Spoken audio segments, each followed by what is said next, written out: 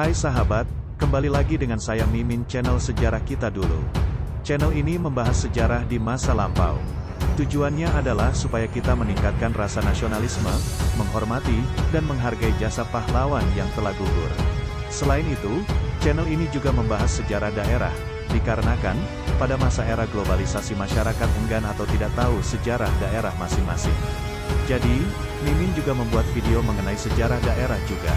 Oke, langsung saja kalian dukung channel ini dengan cara subscribe, like, dan komen. Jangan lupa bunyikan notifikasinya supaya kalian bisa mendapatkan notifikasi dari video update terbaru dari channel Sejarah Kita Dulu. Desa Karangwangun. Desa Karangwangun adalah desa yang terletak di Kecamatan Babakan, Kabupaten Cirebon, Provinsi Jawa Barat. Desa ini mempunyai jumlah penduduk yang sangat banyak, sekitar 5.000 jiwa lebih. Di desa ini kebanyakan masyarakatnya bermata pencahariannya adalah sebagai petani dan biasa menanam jagung, bawang dan palawija lainnya. Kalian ketahui desa Karangwangun mempunyai sejarah di masa lampau. Langsung simak aja penjelasan dari Mimin. Pada abad ke-15 Kerajaan Islam Cirebon yang dipimpin oleh Sinuhun Syarif Hidayatullah yang juga seorang sunan terus mengembangkan Islam sehingga banyak yang datang untuk beribadah dan memeluk Islam.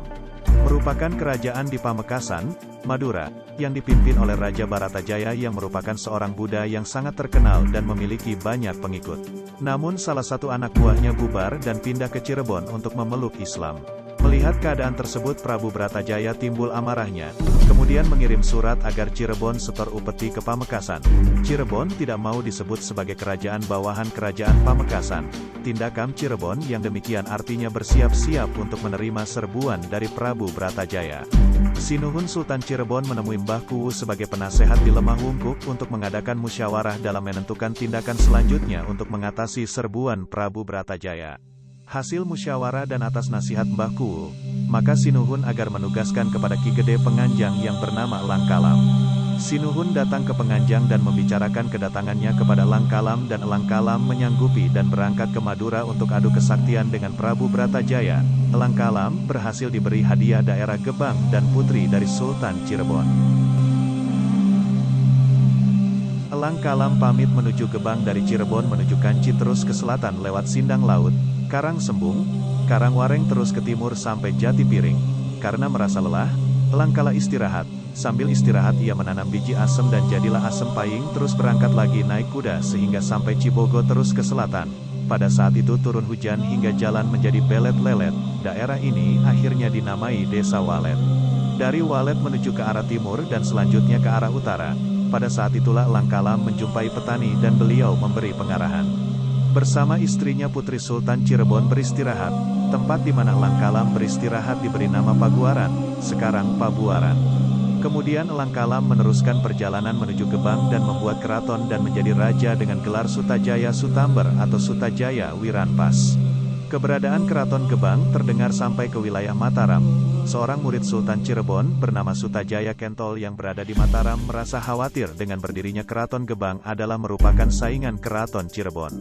Dengan berbekal rasa kekhawatiran inilah, maka Sutajaya Kentol berangkat menuju Cirebon untuk minta restu Sultan agar keraton Gebang dimusnahkan.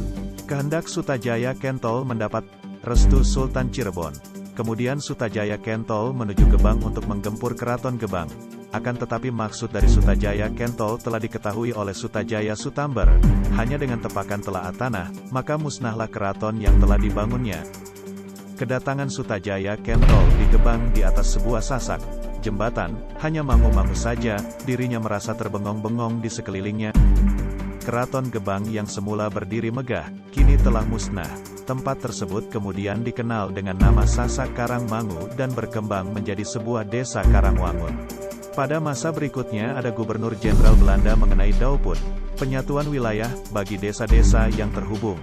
Maka wilayah Sasak Karangwangun yang berhubungan dengan Kesamben dan pada waktu itu kepala desa yang bernama Sela percaya saya bergabung menjadi satu. Warga desa menamainya Desa Karangwangun, balai desanya berada di Sasak. Oleh karena itu tidak heran banyak orang menyebut Desa Karangwangun dengan julukan Desa Karangmangun. Sela Perwata menjadi kepala desa Kesamben Sari tahun-tahun 1885 sampai tahun 1918 dan saat desa Karangwangun kepala desa Kuwu Tayun Margani. pada tanggal 1 September tahun 1981, datang sesuai atau aturan pemekaran desa, maka lahir kembali nama desa Kesamben yang kemudian berubah menjadi nama desa Pakusamben yang pertama kali dijabat oleh S. Dawing Jurutulis Desa Karangwangun, tahun 1981 sampai tahun 1985.